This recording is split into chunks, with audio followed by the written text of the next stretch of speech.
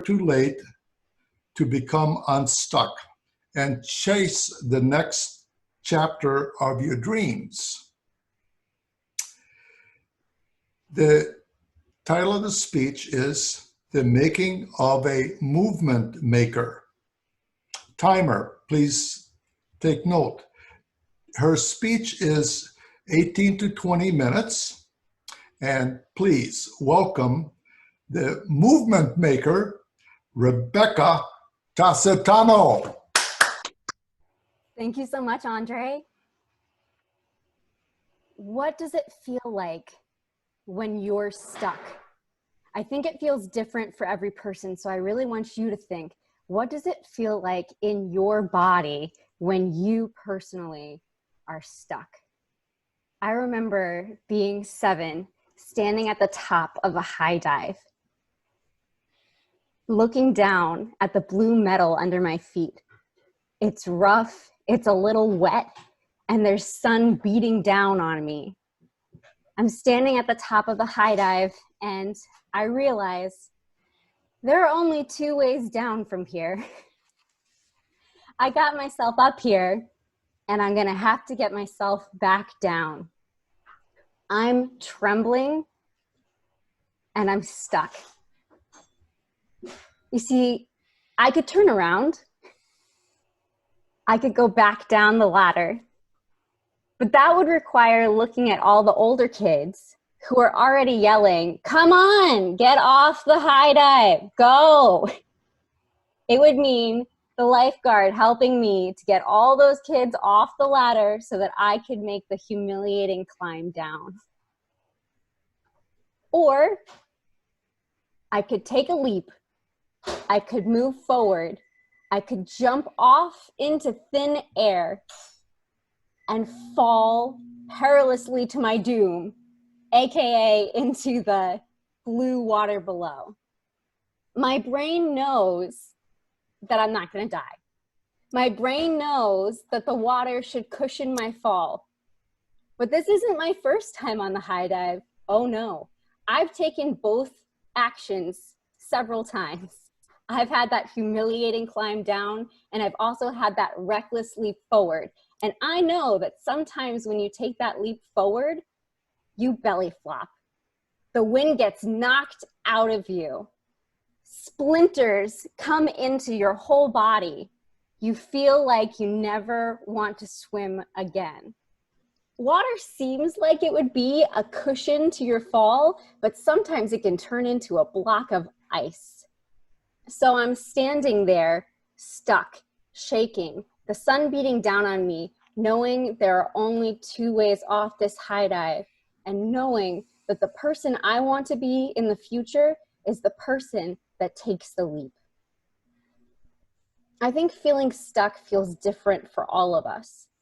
Oftentimes when I'm really stuck, it's a mixture of these 2 things. For me, it's perfectionism and going hand in hand with it, procrastination. You see, when you're a perfectionist, you think that there is a way forward that is absolutely perfect.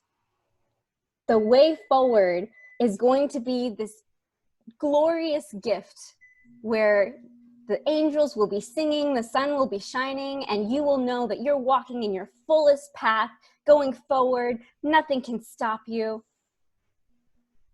So that leads you, or me, to procrastination, to the feeling of, well, if I wait a little bit longer, maybe my future self will be that brave person that wants to walk and that the angels want to sing for. I learned throughout my life to tell myself, and I don't always listen to myself, but to tell myself, you are braver today than you've ever been before. You are more prepared today than you've ever been before. The next version of you is a series of unfoldings, and you are ready to unfold. I often see my life as different chapters. I don't know if any of you think of your life in that way, but when I look back, and even when I look forward, I can sense the end of a chapter. I can sense when that last page is going to flip and I'm going to look at the next page that has the number at the top and the title.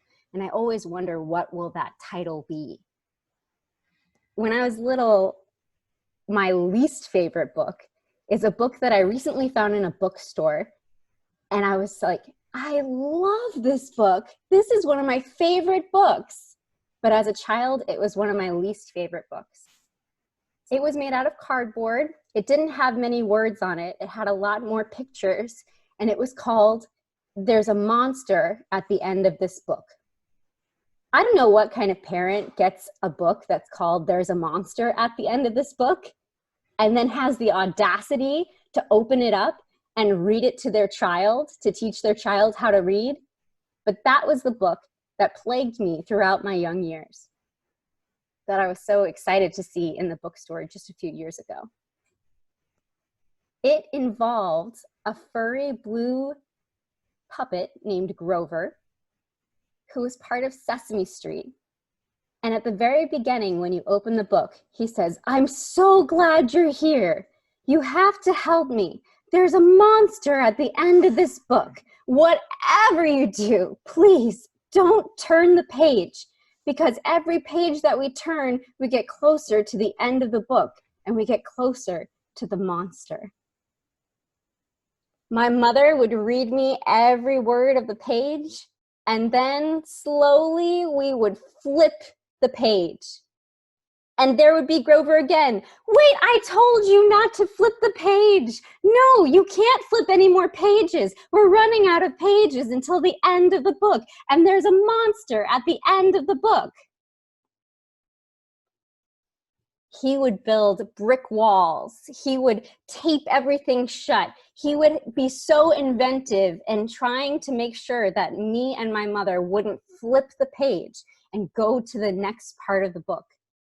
But no matter what he did, my mother would take the page and slowly flip to the next page of the book. I was on Grover's side. I wanted to give this cute little blue puppet what he wanted. I didn't want to finish the book. There was no need. If he didn't want to finish the book and I didn't want to finish the book, then we could just put the book down and pick up another book about trains or cranes or something that wasn't a monster at the end of the book.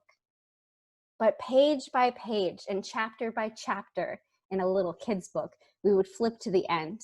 And at the very end, on the very last page, after Grover had said, please, I'm begging you, this is the very last page. Please don't flip this last page. There's a monster. You would flip the page and it looked like there was no monster. Grover and I and my mother would all look around and say, wait, there's what? And then you realized Grover was a monster from Sesame Street. And Grover was the monster at the end of that book. And if you hadn't had the bravery to flip every page, you wouldn't realize that the monster at the end of the book was actually there on every page, guiding you along. I remember learning to ride a bike, and I had these training wheels on my bike. We would all wheel our bikes up to the top of this small inclined hill.